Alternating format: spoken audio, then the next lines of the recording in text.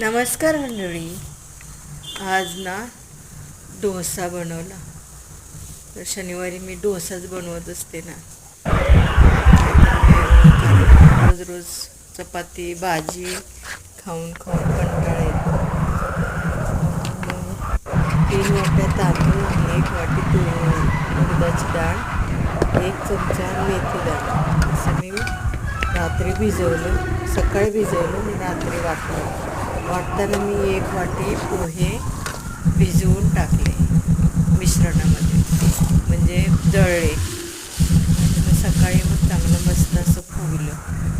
असे डोसे केले ना खूप छान होतात आणि सॉफ्ट पण होतात, पातळ पण होतात. आणि पातळ करण्यासाठी मी तुम्हाला दाखवलेलं आहे आणि चटणी बनवते. मी नेहमी दाखवते. कशी वाटली रेसिपी? लाईक, शेअर, सबस्क्राईब करा.